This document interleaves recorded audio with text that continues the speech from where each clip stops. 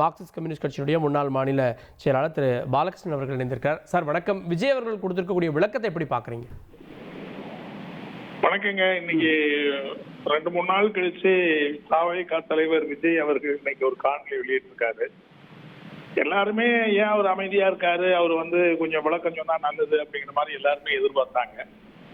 ஆனா அந்த எதிர்பார்ப்புக்கு அவர் விளக்கம் கொடுத்திருக்க அந்த காணொலி அவர் அமைதியாவே இருந்திருக்கலாம் போலதான் தோணுது. இந்த விளக்கத்தை கேட்ட பிறகு அந்த விளக்கம் ரொம்ப அதிர்ச்சியா இருக்குங்கிறது மட்டும் இல்ல, தமிழகத்துல மேலும் ஒரு பதட்டத்தையும் மேலும் ஒரு ஒரு ஒரு ஒரு பதட்டத்தை உருவாக்குற மாதிரியும் ஏதோ திரும்பவும் ஒரு சவால் விடுகிற பாணியில இந்த நேரத்தில் அப்படி பேசுகிற பேச்சு என்பதெல்லாம் ரொம்ப ரொம்ப வருத்தமா இருக்கு, ரொம்ப அதிர்ச்சியா இருக்கு. இந்த நேரத்துல அவர் ஒரு மக்கள் அமைதியா இருக்கணும். ஒரு பெரிய துயரம் நடந்திருக்குது. 41 பேர் இறந்திருக்கிறாங்க, பல 60, 70, 100 பேருக்கு மேல காயமடைஞ்சிருக்காங்க. மிகப்பெரிய சம்பவம். இது வரைக்கும் எந்த அரசியல் கட்சி நடத்துற பேரணி பொதுப்பு நடக்காத ஒரு சம்பவம் அவருடைய கூட்டத்தில் நடந்திருக்குங்கிற போது அந்த நிகழ்ச்சி ஏற்பாடுங்கிற முறையில் அவர் தான் அதுக்கு பொறுப்புங்கிறது அவர் ஒரு பெருந்தன்மையோட ஏற்றுக்கொண்டு நடந்து போன தவறுக்கு நான் வருந்துறேன், இது நாங்க இன்னும் கொஞ்சம் எச்சரிக்கையா இருந்திருக்கோம்னு சொல்லலாம். அதே மாதிரி இந்த சம்பவத்தை ஒட்டி இது வரைக்கும் வந்திருக்கிற பலவிதமான கேள்விகள் இருக்கு. அவர் ஏன் 6 மணி நேரம் தாமதம் வந்தாரு, தாமதமா வந்ததுனாலதான் இவ்வளவு பெரிய சம்பவம் நடந்ததுங்கிற கேள்வி இருக்கு. தாமதத்துக்கு அவர் காரணம் ஒன்றும் சொல்லல. நிகழ்ச்சி ஏற்பாட்டாளருங்கிற முறையில அந்த வந்திருக்கிற மக்களை தங்க வைக்கிறதுக்கு அவங்களுக்கு குடிநீர் ஏற்பாடு, அவங்கள அமைதியா நெரிசல் இல்லாம பாதுகாப்பு ஏற்பாடு ஏதாவது பண்ணாங்களான்னா அதுக்கு ஒன்றும் அவர் பதில் சொல்லல.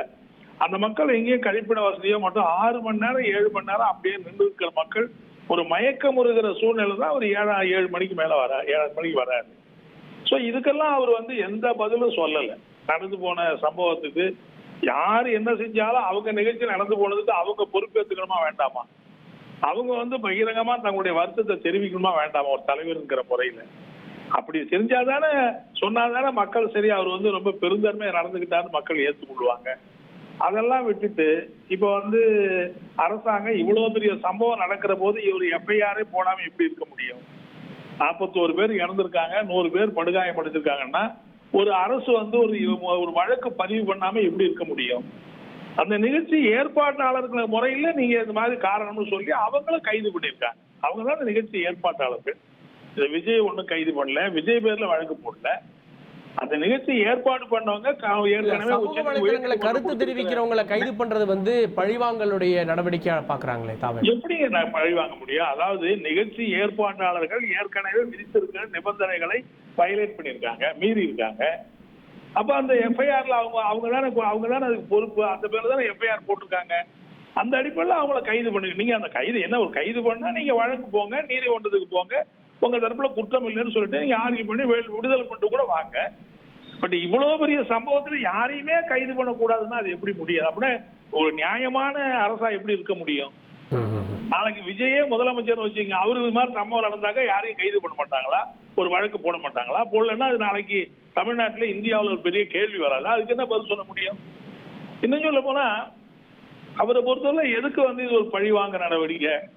முதலமைச்சருக்கு சவால் பண்ற மாதிரி வந்தா நீங்க என்ன வேணா பழி வாங்க. ஏன்னா முதலமைச்சர் பெருந்தன்மையோட அவரே சொல்றாரு, எந்த ஒரு கட்சி தலைவரும் தன்னுடைய நடத்தக்கூடிய கூட்டத்துல இந்த மாதிரி மக்கள் இறப்பு நடக்கணும் அப்படின்னு விரும்ப மாட்டாங்க அப்படின்னு பெருந்தன்மையோட முதலமைச்சர் சொல்றாரு.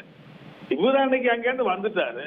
சொல்ல போனா எவ்வளவு பெரிய சம்பவம் நடந்தாலும் இவர் அங்கேயே இருந்து அடுத்த நாள் போய் அந்த பாதிக்கப்பட்ட மக்களோட ஆறுதல் சொல்லியிருக்கணுமா வேண்டாமா? இது வரைக்கும் ஒருத்தர் கூட போய் ஆறுதல் சொல்லலையே.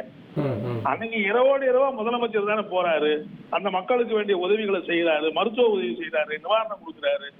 அப்படிப்பட்ட முதலமைச்சரை போய் நீங்க என்ன வேணா பழிவாங்கன்னு ஒரு சவால் விடுற துணியில பேசுனா இன்னைக்கு சவால் விடுற நேரமா இது? இதெல்லாம் ரொம்ப ரொம்ப அந்த காணொளி என்பது முழுக்க முழுக்க மக்களுடைய உணர்வுக்கு விரோதமானது. இதுல கூட ஒரு அரசியல் நடத்தணுங்கிறத மேலும் அவரை கொண்டு போறாரு தவிர ஒரு பெருந்தன்மை நடந்து போனதுக்கு ஒரு வருத்தம், தங்களுடைய நிகழ்ச்சி நடக்கல தாங்கள் அதுக்கு பொறுப்பேற்றுக் கொள்வது எந்த விதமான ஒரு சுய விமர்சனமும் ஒரு சுய மதிப்பீடுமே இல்லாத அடுத்தவங்களை மட்டுமே குற்றச்சாட்டு சொல்ற ஒரு காணொலியா இருக்கிறதுங்கிறது தான் பெரிய அதிர்ச்சியா இருக்கு, ரொம்ப வருத்தமா இருக்கு. இப்படி இந்த மாதிரியான அரசியல் தலைவர்கள் வந்தாங்க நாளைக்கு தமிழ்நாடு என்ன ஆகுமோங்கிற கேள்விதான் வருது. அதே மாதிரி நீங்க பாத்தீங்கன்னா இப்ப பிஜேபி வந்து ஒரு குழு அனுப்புறாங்க, இங்க டெல்லியில இருந்து ஒரு குழு அனுப்புறாங்க. அது என்னவோ தெரியல, தமிழ்நாட்டு தலைவர்களை பத்தி அவங்களுக்கு ஒண்ணும் இது இல்லை பொழுது, தமிழ்நாட்டு தலைவர்கள் யாருமே அதுல இருக்கிற மாதிரி தெரியல. அங்கிருந்து வர்றவங்க இப்போ ஒரு குழு அமைச்சு என்ன அவங்க விசாரிக்க போறாங்க, என்ன கண்டுபிடிக்க போறாங்க? ஏற்கனவே ஒரு ஓய்வு பெற்ற நீதிபதி அவர் தலைமையில ஏற்கனவே தூத்துக்குடி துப்பாக்கி சூடு சம்பவத்துல அவங்க தான் ஒரு நியாயமான விசாரணை நடத்தி அறிக்கையை சமர்ப்பிச்சிருக்காங்க. அந்த அடிப்படையில் அவங்க வந்து ஒரு ஆணையமே அன்னைக்கு ராத்திரி அமைச்சிருக்காங்க, உடனே போய் விசாரணை நடத்திட்டு இருக்காங்க. அதுதான் சட்டப்படி நாளைக்கு அந்த அறிக்கையை ஒரு ஆணையம் அமைச்சு அந்த ஆணையத்தினுடைய முடிவு தான் சட்டப்படி வருமே தவிர, ஒரு கட்சி சார்பில் அமைக்கக்கூடிய ஒரு விசாரணை குழு அறிக்கை நாளைக்கு யார் ஏத்துக்கிறது? அது எந்த நீதிமன்றத்தை ஏத்துக்குவாங்க, யார் பொதுமக்கள் ஏத்துக்குவாங்க? அது கட்சி அறிக்கை, அவ்வளவுதான். ஓகே, நன்றி திரு பாலகிருஷ்ணன். இணைந்து உங்களுடைய பார்வைகளை பதிவு செய்ததற்கு நன்றி. தாமதமாக இந்த வீடியோ வெளியிட்டிருக்காரு. இந்த வீடியோ வெளியிட்டதுக்கு வெளியிடாமே இருந்திருக்கலான்ற பார்வைகளை முன் வச்சிருக்கீங்க. இணைந்ததற்கு நன்றி.